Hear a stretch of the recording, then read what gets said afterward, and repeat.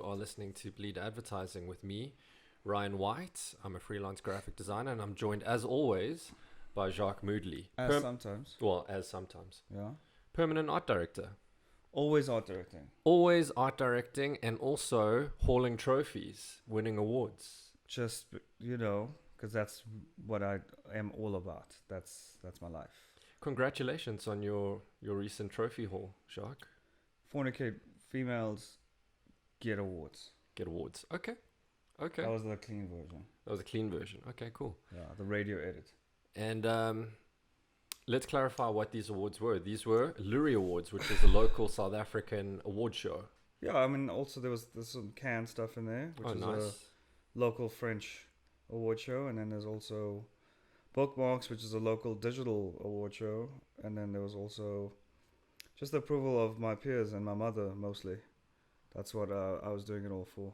But shout out to Naledi, Manama, and Marvin and Panda for putting your boy on. Coke Beacon, John Warburg, all the cool creative peeps that made it happen. Nikita Govender, shout out. You guys probably don't listen to the podcast, but anyways, there you go. If you do, you'll hear all of this. Yes. So yeah, congrats. How were the festivities? How was the party? It was great, man. We had our agency had a very cool party where like a local hip hop artist performed, and I was like, I'd rather be on that stage. Okay.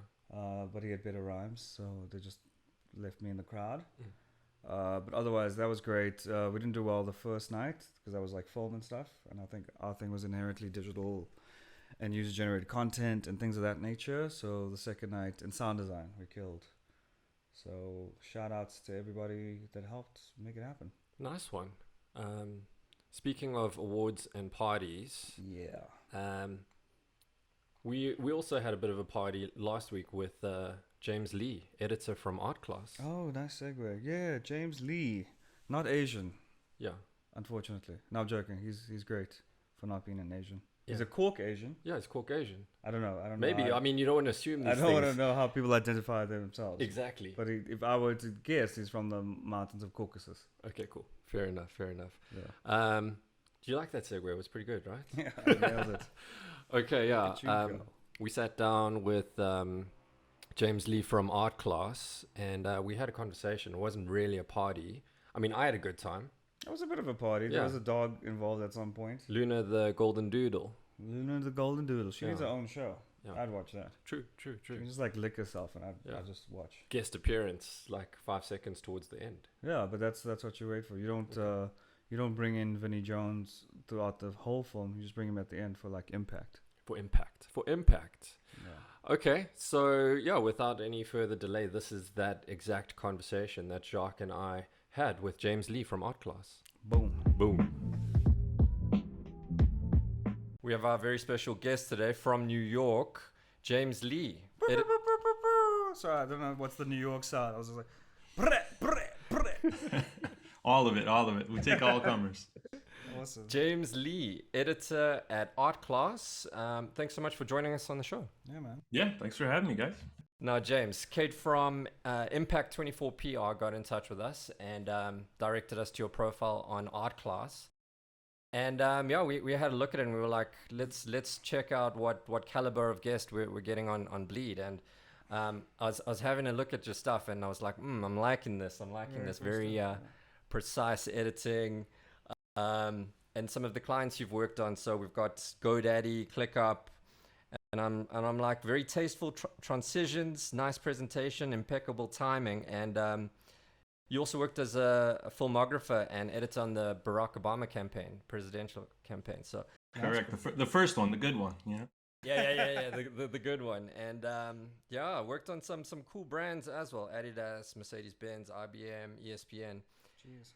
And I'm like, we definitely need to get this guy on the show. So, but the clincher for me was scroll down, and there's a picture of you staring straight down the barrel of the camera, blue steel expression, and you have the most adorable, what is it, a golden-doodle?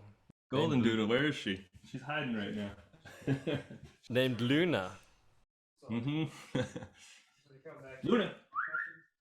Luna, where is she? She's snoozing on the couch. She's just out of frame around the corner. She doesn't Okay, want anything to do with it. She's camera shy. She's the camera type of shy. dog you put a camera in front of her face and she just looks down immediately.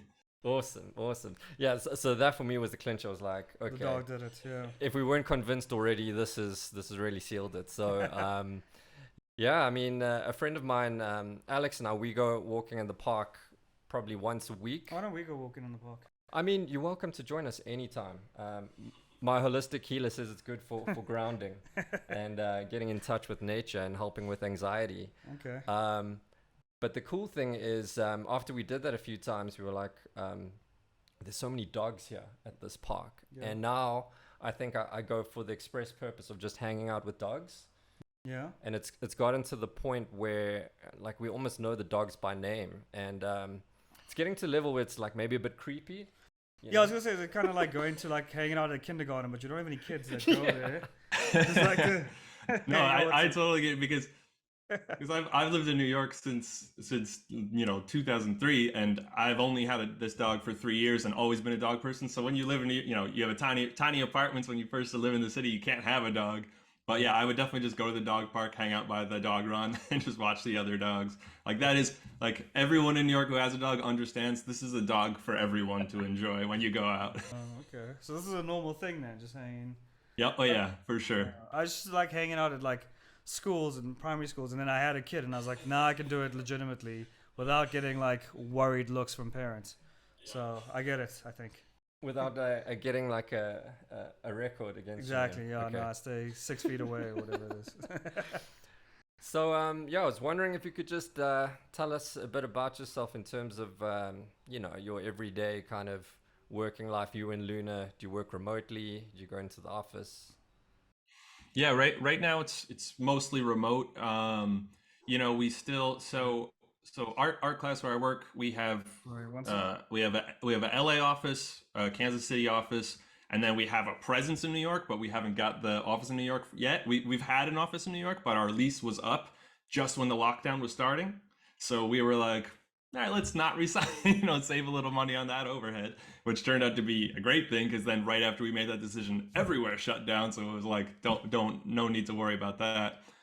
So I've been totally remote. I've got the server and the hub right next to me that was from that office now just sitting in what used to be my dining room, but now is, my office and my significant other's office. Been just back to back for 2.5 years now, or whatever it is. But then there are some clients who want, now we're getting to the point where people want to start coming in, and we've, four-walled out of some spaces, and I've worked out of the Kansas City office for a client there.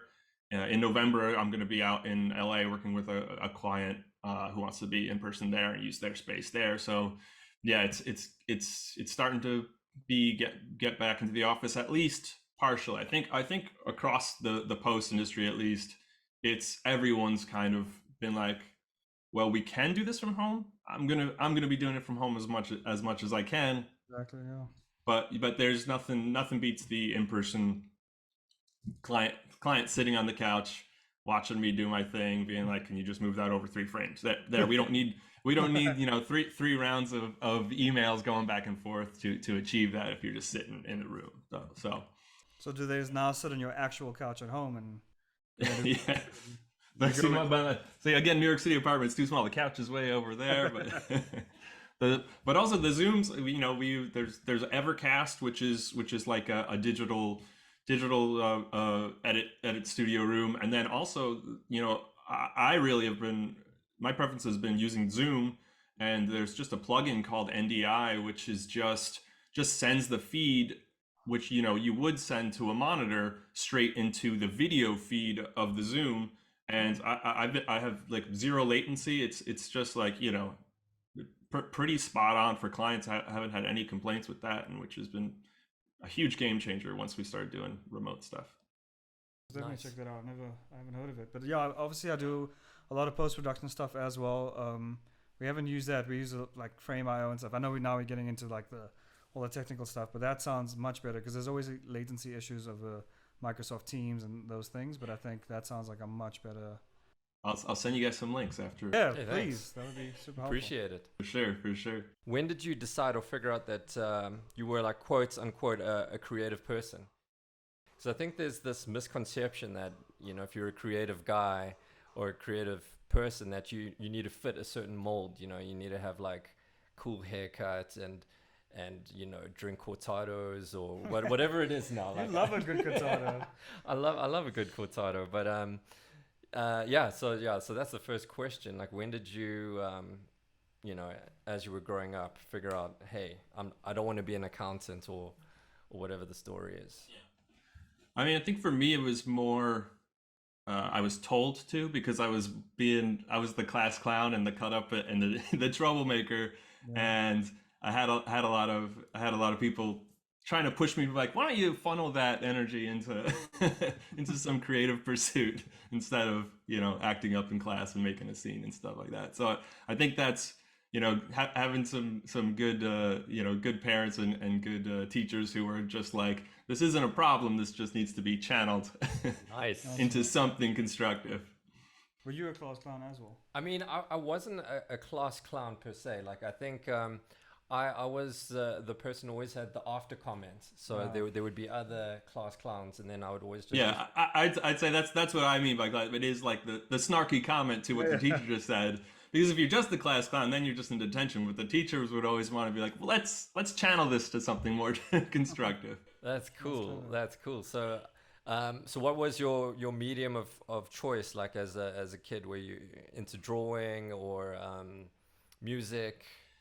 It was, you know, it really started with, you know, it was, my medium of choice was just being that troublemaker until, and the first time I ever got like a creative writing assignment, and then that was just like, you know, you can make a story up yourself, and that's, so, you know, I always liked drawing. I wasn't very good at it. You know, I tried to pretend to play guitar for a while. It was fun, but I'm not good at it. But then just, you know, just coming up with words and coming up with stories was my way in. Nice. Okay. Nice. Yeah, for me it was drawing. You know, I made two friends in the first grade, and they taught me how to draw a shark, and that for me was mind-blowing as like a 6-year-old 7-year-old kid. Yeah. You know, just simple like 3 lines for the gills, and we were like, yeah, it's all that level of detail. Yeah. That's so realistic. Yeah. And I know for Jacque, yeah, you were quite a tagger back in the day. No, man. So I just I want to. So I'm obviously a big hip hop fan. You can tell by our CDs in the corner. So I think, you know, over there's DJing, there's MCing, and there's graffiti art. And I couldn't DJ because I didn't have the equipment. I could MC, so I got bars for days. And then the graffiti kind of got me into graphic design. So like I wanted to do graffiti because I love hip hop, and graffiti go hand in hand. And I was like, from the graffiti, I was like, ooh, graphic design, I can make logos and I can make money and not get arrested. So that was kind of the draw card for me. But yeah, that's kind of how I got into graphic design, and then eventually advertising was just because of graffiti and hip hop and things of that nature. But yeah. I mean, I think that's a very CV worthy attribute to have, you know, class clown or just acting out. Yeah. You know, I wish we could actually put those kind of things on our CV, but we have to be corporate. Oh, man. You know, put that on your CV. Special talents at the bottom, you know, like actors have. Like, oh, I can do fencing, and I'm an asshole. That's great. Awesome. So the next question is like, so now you discovered you're this class clown kind of guy. How did you channel that and say, you know, I want to turn this into a career, and specifically in editing? Did you go through, what was your route? Did you try something else, or were there other plans? How did you land up in editing? Well, so that creative writing, like dovetailed right into that's when it's storytelling is really what it is. And once I got, you know, a camcorder, then I'm making movies. So now I'm the kid in high school who, like, you just hop in the car with your friends to drive somewhere. I'm bringing the camcorder with me and I'm filming stuff. And, you know, that starts off as just like filming my friends doing jackass stuff. And then you're like, well, here, I have an idea for, wouldn't it be funny if we did this? Now you're writing on the spot. Then you go home and you actually write something, and now you're making like a little short film. And so it progressed. That's kind of how it progressed into filmmaking. Yeah. And then then I realized pretty early on that the most fun was, especially when you're getting terrible footage, because that's what you're doing when you when you're that age is filming. But then I can go in and I have iMovie and I can take that terrible footage and put a music track underneath it and have a weird and now it's something that none of my friends have seen before. I'm like, oh shit, that's us, and you did this thing. So that's really how that journey into post went. I definitely still was doing both, and I went to film school for both, and did more of a directing focus. But even when I did the directing focus, is because the directing focus of the school I went to allowed you to take screenwriting classes and editing classes. Whereas if you went into one path or the other, you would kind of be locked out of the other. So I was still just trying to like do the writing and the editing both at the same time. But then once I got out into the working world and PA'd on some sets, I was like, you know what? I'd rather be behind a computer in an air conditioned room.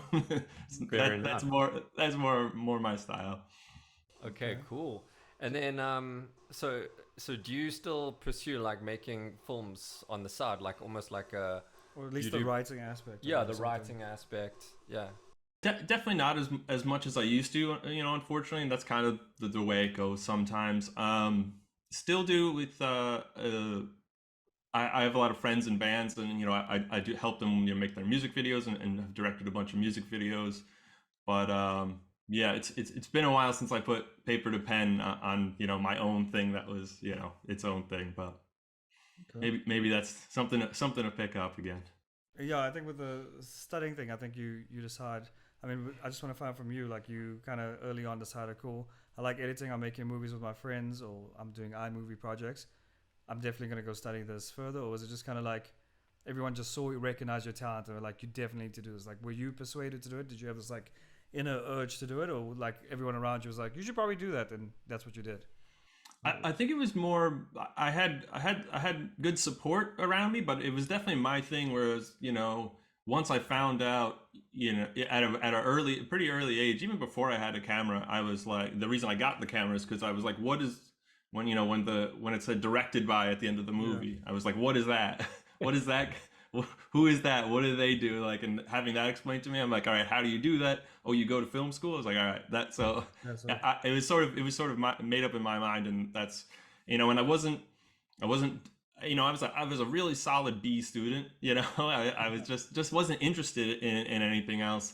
So as soon as there was that outlet for like, you can pursue this in the academic world, just do the thing. That's one of the things I kind of regret the most. I went to SVA, the School of Visual Arts in New York City, and it's a really great art school, and they do so many other art focuses. But when I went there, I was just so focused on film. All the electives I took, I wish I took like a painting class, I wish I took sculpture or something. And they even have an advertising program too. I wish I did a little bit more of that. But I was just like, oh, film, and just filled up my schedule with as much film as I could. Because at that point in my life, I was laser focused, and that's what I was doing for sure. Awesome. So you mentioned just doing videos like Jackass kind of things. What kind of videos were they? I mean, it really was. I mean, that was when I was in high school, the height of Jackass. So it was just straight rip-offs of that, just filming us driving around saying stupid shit, and then like, all right, here's a parking lot, get in the shopping cart, let's go, that sort of thing. Will we ever find any of these things on YouTube? Like, did you ever? It was probably before the YouTube phase, but it was before YouTube. Yeah, they were mostly like, come over to my house and let me plug my camcorder into the TV and let's watch them. They didn't get a lot of play outside of me doing that. Or I definitely burned some DVDs on that first iteration of DVD Studio and handed them out. Old school analog. Awesome. We actually started quite a lowbrow magazine show, like for Instagram. It's like this lifestyle magazine show, and it was basically, it wasn't a show at all. It was me walking around with an iPhone, and my friend really wanted to be a presenter, so we just approached restaurants and we were just like, we'll do a review on your restaurant, we'll interview you and stuff. And then there was a segment where we gave relationship advice, and for me it was it was more parody, Yeah. but my friend was super into it. This show sounds like it has no direction. It had absolutely no direction. I would not watch this show. It was horrible. We had it on Instagram. It was amazing, but also like we learned a lot, but the quality was very low. I remember the one time, if we were ever filming at night, I would have 2 iPhones. So I had one for filming, and then I would hold the other one above it. Turn the light on. And I can't imagine what that looked like to anyone looking at that. And there we are, sitting with the owner of the restaurant, and he's busy telling us, and it's just like, what are we doing? But I think it's those kind of things. At least you're doing something, and that learning. leads to other things. And then eventually you get to exercising the muscle, because how else are you going to know? Anyone can look at something and be like, well, that's bad, they did a bad job, but like hand them a camera and be like, all right, do a good job, because you can't until you've done it every wrong way, get all those out of the way, then you figure out like, oh, this is what's working, this is why it's better. Completely. And I think we also had a style segment, and you kind of have to, it also exercises the writing muscle. So like style, I mean, I wasn't the most stylish guy. You're quite stylish now. You've done well. Thank you. So like Thank you. Ensemble. Advertising chic. I'm like blending into this couch. I'll give you the pillow to help. But yeah, and it's you kind of have to think of content. So I think what's quite interesting, we were talking about TikTok and Instagram. It's like everyone's a content creator now. Yeah. And I was wondering, just from your perspective, you see like people experimenting with transitions, and a lot of these things are a lot more accessible and easy to kind of do. Do you look at that kind of stuff and do you kind of cringe, like can't believe that this is fashionable now? Or you kind of like, wow, that's cool, people are at least doing stuff on TikTok and Instagram, all these experimental things. Yeah, I mean, I think there's it's a cop out, but it's a little bit of both for sure. I really feel like there should be like some basic, camera literacy taught in schools. Like you teach an English class so people know how to write a sentence properly, but everyone is filming now. Everyone is a filmmaker. So why don't we just have like a basic filmmaking class, that is mandatory for everyone to take, and just like little things. But I mean, that being said, the format so much, like whether it's TikTok or Instagram or whatever, the format so much dictates what the style is going to be, and this next generation is so adept at picking up on that so quickly and watching what someone else has done and being like, oh, I'll do that, worked really well, I can do that really well, and the pace at which just everyone, it's sort of the hive mind of that, like in the good way. It was like, this way works, we're all going to be doing it that way. And then then it just keeps rising, because then the next person who innovates on top of that, they just keep stacking and standing on the shoulder. I mean, and then it's just a crappy TikTok video at the end of the day, but they're getting more and more polished. They're getting better every day. It's such a rapid pace. It's kind of crazy to watch. I'm starting to find that a lot of the TikTok things that people are doing are actually influencing our adverts. So when we're making commercials, they reference a TikTok, then they go, do something like this, like do a transition where the guy changes his shirt, like this TikTok video. Like our clients are referencing TikTok videos because that's in their the past year, I've gotten at least 3 or 4 references that are just some TikTok videos, like something like this. Obviously, we're not doing this, but check this out. And it's like, yeah, okay, here comes a TikTok video. Yeah, exactly. I was doing a little bit more polished, like added like a better grade, but effectively, that's something they found on TikTok. That's and that's just what I'm getting on the post side. I'm sure production is getting that even more, because they want the bigger set piece and the budget behind it, but with here's the idea, which came from this TikTok trend or whatever other internet trend. But yeah, that's happening like crazy in advertising right now. Yeah, man. Yeah, I mean, we've actually Jacque and I have discussed on the show before trends, even just trends. So not necessarily the technical trends, but also content wise. It's more the Instagrammers or the content makers that are influencing popular culture. Well, this is the debate, I mean, where do you stand on that? Because we are always well, not always, but often referencing like these influencers and like we should do stuff like them. But I think back in the day, it was the other way around. It was like, we're the cool kids in advertising. Yeah. If we launch an ad, everyone else is going to pick up on our trend. It's the water cooler stuff. But Like, what are we going to discuss when we get to work? Oh, look, did you see this ad? Did this crazy thing. This gorilla was playing drums. And now it's not the gorilla playing drums anymore. Now it's, the kid doing this crazy thing on TikTok, and that's influencing the ads. But sorry, I didn't mean to. No, completely. But I think it's more that just now the public can see where we're all stealing it from, you know, like exactly. before the savvy ad guys would, you know, go to the indie club or, you know, see the comic that nobody else knows and like, oh, I stealing this guy's music riff, you know, like, and you know, there are these guys in, you know, slick cities who the rest of the world isn't seeing that. But now what's cool, what's hip, what's like coming out is right in front of everybody right away. So it's even harder it's harder, if not impossible, to be ahead of it now. So it used to be, you know, that, you know, advertisement would find out that stuff before it hit the mainstream. That was the idea. Get it in your ad before everyone knows about it, and then it looks like you came up with it. But now it seems like ads are constantly trying to play catch up with what's going on with influencers. Yeah, and everybody's watching the same Netflix shows or Hulu or whatever, so everyone has the same points of reference. It's not only just TikTok and social media, but it's also streaming services. Everybody's watched the latest episode of Dharma or whatever it is, and people are referencing that now. And even the memes are influenced by the shows, and you know that's on social media. So yeah, then it's a circle, and there's a meme about the ad about the show, which then influences the next campaign.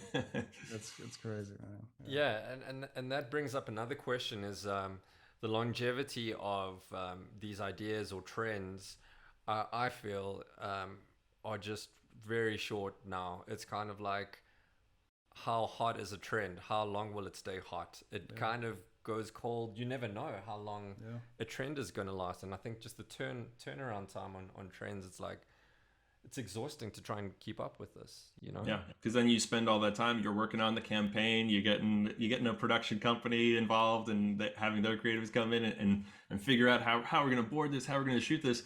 By the time you get to post, oh, that trend's done. Nobody does that anymore. What did you guys shoot this for? It's not hard anymore. But the thing is, like, how obscure are we supposed to go with our ideas? Do we need to go to some remote place where, you know, to get inspiration, some tribe that's like untouched by, you know, any kind of technology, and like see what they're into to kind of tap into an idea, like, you know? Yeah, I think at the end of the day, and like, if you still look at like if you look at your favorite ads every year, at the end of the day, most of them are just going to be the simplest idea. Like, this was just a good idea and a simple idea, well executed. That's always going to rise to the top. You know, there's always going to be the trend chasing. That has to be a thing. If you're not doing it, well, your competitor is, and it's gonna look good for that. You know, one posting that they put up, that one blast email they did where they were the ones who did hit upon it. But at the end of the day, the ads that you guys sit down and are like, yeah, that was actually a good ad. You know, dissect it. It's probably the more simple ones are the ones that are like, yeah, this is a good idea. It looked cool. It was well executed. So that's never going out of style, I don't think. True. I 100% agree with that. And so do you think it's a case of, you know, the trendy stuff makes the money, or it brings the hype, and then the stuff that we actually enjoy, the classic stuff, the, you know, carefully pieced together work, is kind of like what keeps our soul intact? Yeah, because it is. Because when you say it makes the money, like, makes us money as the creators, or makes the client money because they have their own, you know, analytics on that is just sometimes, and that's why because they're the ones usually pushing, like, this is the trend, this is what we want to see. But maybe they're right, you know, if their numbers are telling them that that's what's making them money, then that's what we need to be doing if we're you know, trying to get eyeballs on things. But and then we're like, yeah, we have to make sure we're not just being snobs and being like, well, we know what's good, we know about advertising, but if no one else is watching it, is it good advertising, you know? I think, yeah, with advertising, you always have to, it's art for money, right? It's a thing where you have to kind of make something that you are proud of and something that's beautiful, but you have to kind of do it with like the client's intentions in mind, or what they're trying to get out of it. But I mean, from the stuff you've worked on, is there anything you're particularly proud of that you want to maybe talk about or share, or even some things you're not very proud of and would love to talk about the experience? Because sometimes even making something you don't like, there's lessons there. But yeah, anything Yeah, I obviously won't call any brands out specifically on those things, but but sometimes sometimes you kind of just triggered something in my head with that. It's that sometimes that's sort of what I like most about editing for advertisement. It, I haven't ever really pursued like, oh, I want to, some people be like, oh, I edit the commercials for money, but I really want to be cutting features or something. I really enjoy the puzzle of the 30, like yeah, we've got to make this fit. I've got to keep the director happy. The agency's, the agency's idea is what's good, and I have to fight with the client because I know they're doing most of the fighting, but to keep all the integrity of all that, so it doesn't come out that's something that's like, well, this isn't what we all planned on doing. And so sometimes the jobs that aren't as good of an idea or aren't as polished for an editor, for me, those can be kind of more fun because of the challenge of like, oh, I made that work. Like they didn't get what they needed on set. The client was fighting the good idea the whole time, and we still came out with something that's halfway decent. Like sometimes that can be like the more rewarding job. At least to me. I don't feel like a lot of people say that, but to me, it's like figuring the puzzle out and getting that puzzle fixed is often more rewarding. Whereas it's really cool if someone brings you a bunch of really cool footage. It yeah, looks great, the concept's good, it's a cool brand. Those are so easy to edit. It's all done for you. You got if like you have a great director, a great DP, good creative behind it. It's already done. You just have to piece it together. But the stuff that's not so great, you got to figure out how do I make this watchable. So you're the we'll fix it in post guy. Well, to a point always. It's as much as I'm saying that now when I'm in the middle of a job like that and pulling my hair out till Yeah. till 2 a.m. Not ask me of that same question then. I'll be like, no, fuck this. Give me some good footage. Get out of here. Yeah, for sure. So I think with editors and sorry, just from no, my go ahead. experience with editors and directors, as a creative who like writes a script, right? You have a certain vision in your mind about how you think this is going to end up, right? So you write your 30-second spot and you go, we open on this character and he does this, and maybe there's a cool transition here. But I think how we always choose editors or we choose directors is that little bit of magic that they bring to the table, that little bit of yourself that you can add to it, right? Because when we always, and I don't know if it's a South African thing, but we always get 3 directors to pitch on any job, right? So we write our script and then 3 directors come in. And we never choose the guy that shoots what we wrote. It's always the guy who comes in and he says, well, I know you guys wanted to see this, but I was thinking maybe we do this, and we flip it over. And maybe, sometimes even like maybe it shouldn't be a guy. Maybe it's a woman who like does, when they do like little swaps. And when we see it from someone else's perspective and they can add themselves into the script, I think those guys always win just because, that you don't choose like someone who can just edit or cut to the thing or direct to the script. You get someone who brings themselves in it. And I think that's... Yeah. If you just get the boards back from the first edit, it's like, well, okay, we could have done that, I guess. Exactly, yeah. And everyone's got cameras now. Everyone's got editing software and mics and stuff. We want no, but I mean that's it. Everything's democratized. So I think. Well, listen, everybody's an editor now. Exactly. I myself have dabbled in Premiere Pro. I'm by no means an editor, but I like sometimes go. An editor does something, I'm like, I don't like what he's done, and I go do it myself because I know what my vision is. But that's the thing, and if you are just getting back something you could do yourself, then you're like, well, what's the point of that? Why'd we bring you in? Yeah. True. You also mentioned feature films. Were you ever interested in getting into film, more long format stuff? Fresh out of college for sure. I was looking at that and cut some shorts. Actually, I just cut a short for one of our directing duos on the ArtClass roster, and still I love to do that because if you are just doing one thing over and over, that can get monotonous. But it's not something that I've like ever really pursued. It's kind of one of those things. If like someone needs something cut, that's kind of what it is for a lot of editors. You need something cut. What is it? What do you got? Let's see. Because if you're a good editor, you can edit. There's not like as much as, oh look, there's Luna making her first appearance. Oh, hey Luna. Just slowly move it over. Anyway, sorry. What was I saying? Yeah, I think editors get pigeonholed a lot. Like even within advertisement, like, oh, he's a car guy, or she does beauty work, and fencing people in those lines. Like if you can cut, you can cut, and it's the best editors are the ones who like you talked about with the director who brings an idea, who sees something in the footage that you didn't see. Yeah. And if you're good at doing that, you're good at doing that no matter what the footage is, whether it's a long form or narrative or a 30-second spot. And is there stuff you particularly enjoy cutting? Like, do you prefer, not to say you're this guy or this guy, but like, yeah, what, from your reel, there's lots of various different styles of things, and there's animation as well. Do you dabble in animation at all as well, or is it just mainly just cutting the footage and then handing it over to the After Effects guy or whatever? What's kind of I mean, those jobs are always fun because they're always like a bit of a collaboration, and I'm more doing the like, here's where the animation would go, and having stills and stuff, and then they're fleshing it out, and that stuff's always cool to do when it's more of a collab with an entire post team. But yeah, I think a lot of what's on my reel is there's a lot of sports stuff, and there's a lot of more comedy stuff. But I think that's more of a product of what I was just talking about, where like, well, because that's on my reel, that's the thing you can sell me on the most. But I'd love to do like more car commercials. Like, I've got a couple of Mercedes things and stuff, but like that was my one in there. And it's like, well, I need to see an editor who's got a reel that has 5 car spots on it, and then you can cut, because those are fun. Like I said, give me some good footage and it's easy, but those are fun. Those are fun to cut, stuff like that. But yeah.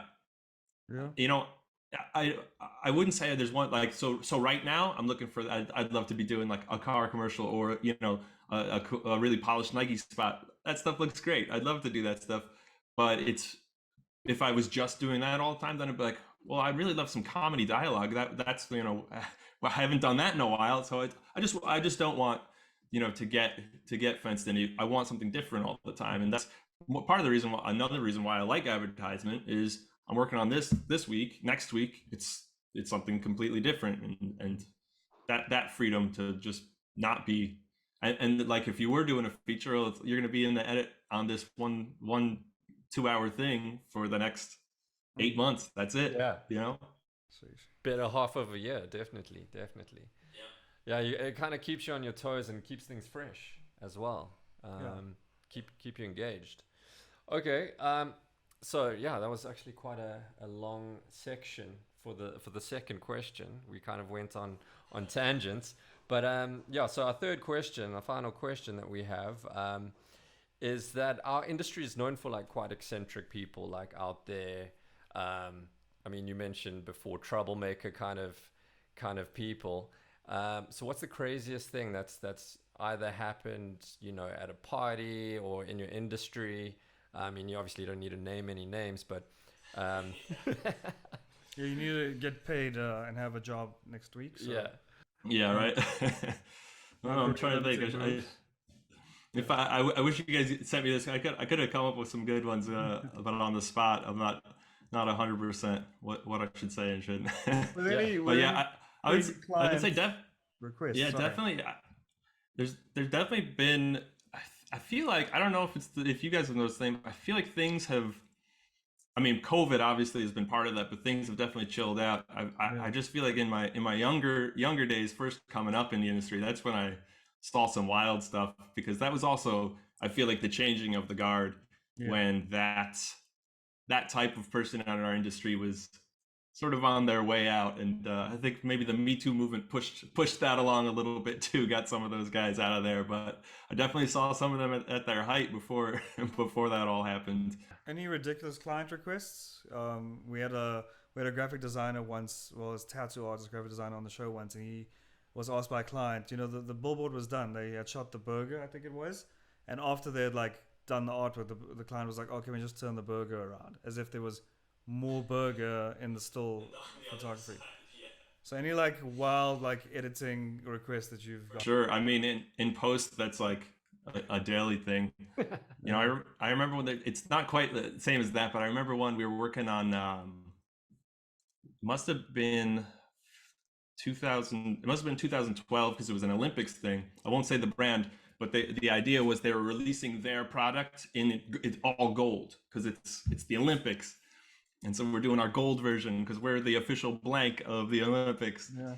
And we were working on the cut, and this is when I was still an assistant. So we, the editor's in one room with them. I'm in the other room with one of the, trying to pull music tracks. They're like, what?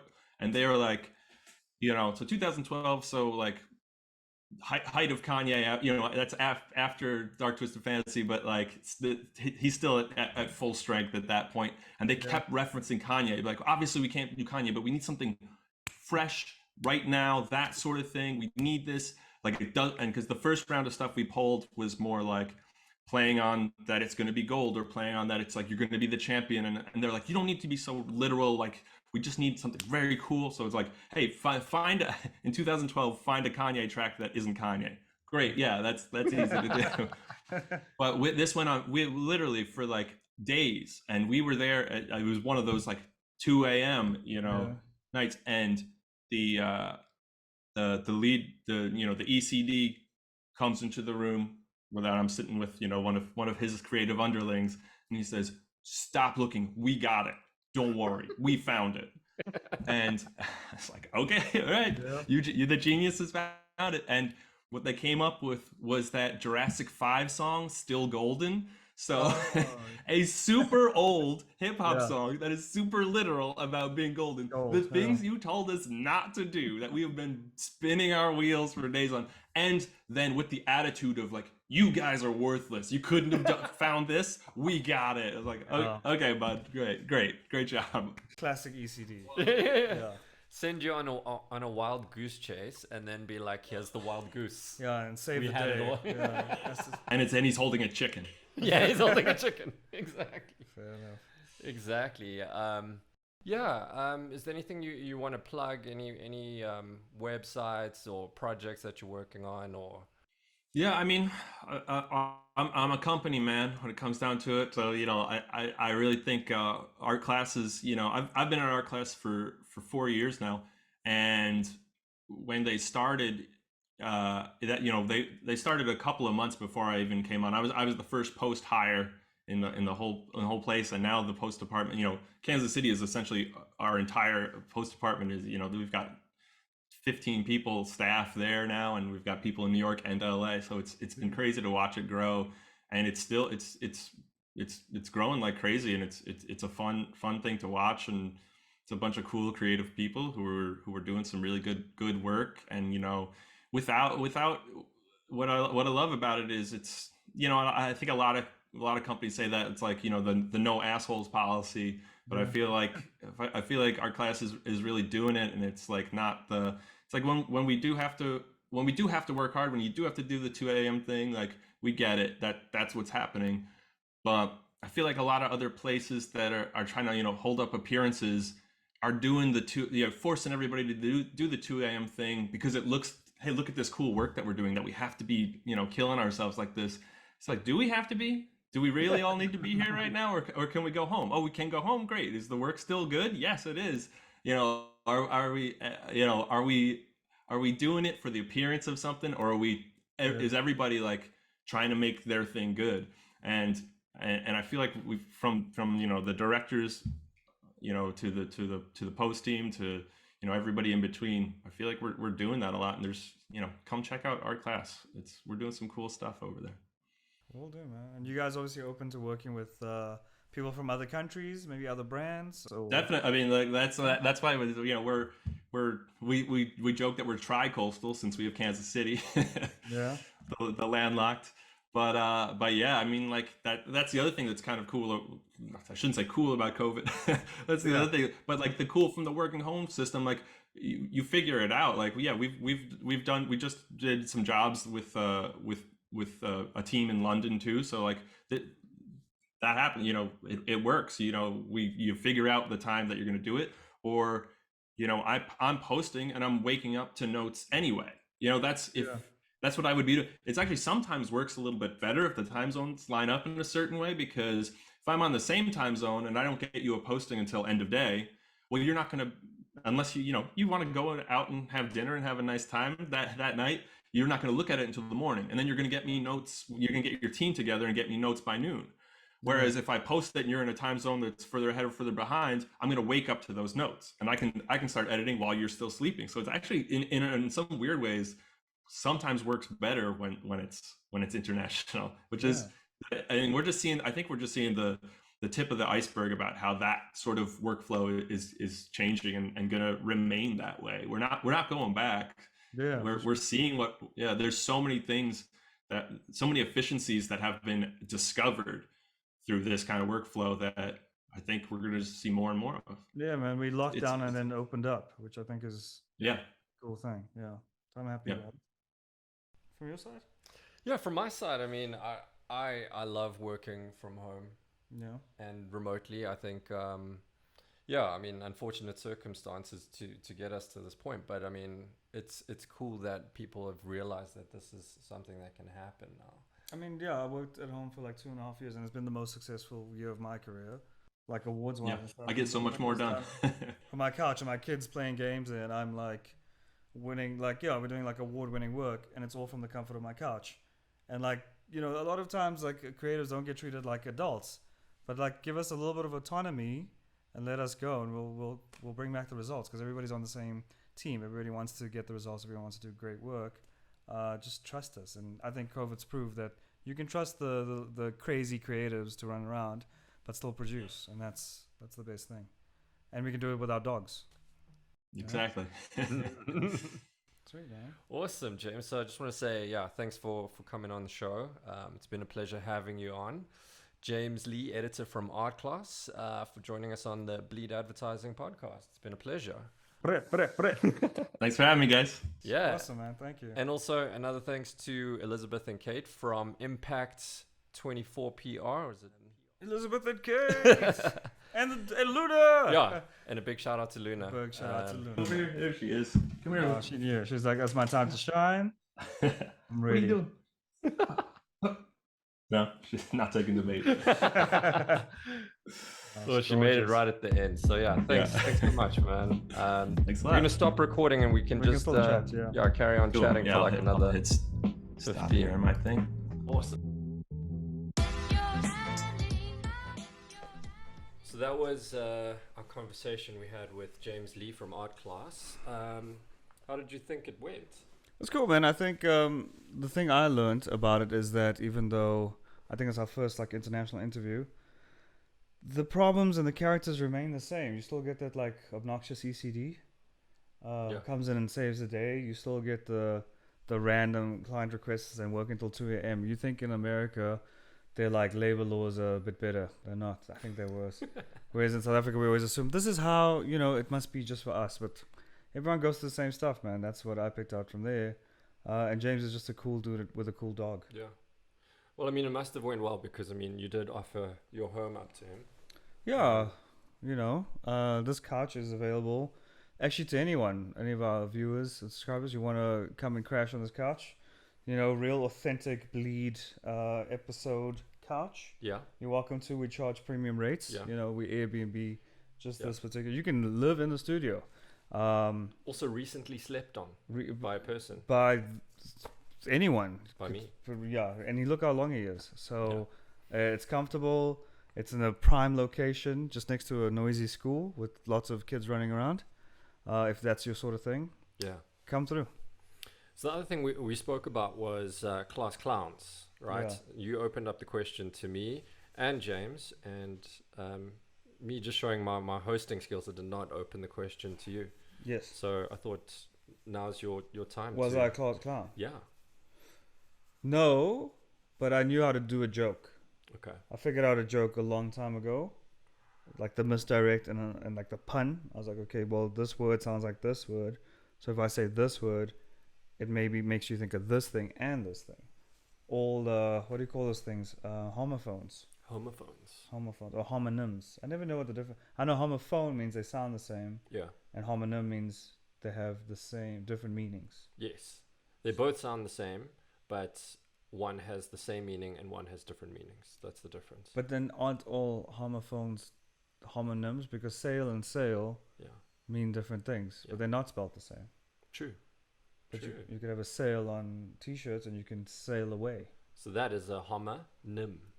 Different meanings, same sound. I actually don't know. Okay, well, let us know, guys, because we do not know our stuff. Yeah, and you've got a meeting coming up in 15 minutes, so we're going to wrap this up. Exciting times for me. Good old fancy stand-up scrum meeting. Yeah. So yeah, like and subscribe. What else can we say? Visit us at www.bleedadvertising.com. What else? Finally got it right. Yeah. Listen, man, if you want to buy us coffee and cookies, there's a Patreon thing you can do. I don't know if you want to talk about that. Yeah, the thing is, on our website, we don't like to advertise, ironically. And so, yeah, I mean, our website is free to view, free to read. There's no ads. We don't have any sponsors. So it's all free. It's all free.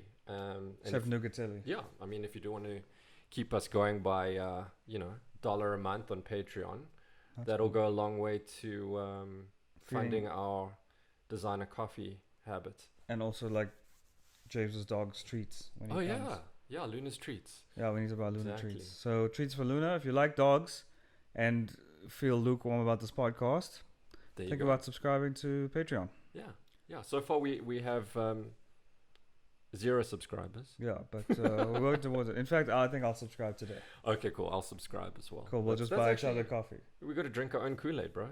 Literally. So, what else? Instagram. Follow us at Bleed Advertising. Yeah, we've got mad reels going on at the moment. Oh, yeah. They're crazy. You can use the audio, put it in your reel, make your reel even more real. Give me some of the Spotify spins, because I make some of the beats. I must say, some of the beats featured on the reels are pretty good. Thank you, man. At Falcone Beats. What up? Oh, that's also my Instagram. What's your Instagram? Yummy. At Yum Kayan. Yum Kayan. Yes. What does that mean, actually? It's my name in Cantonese.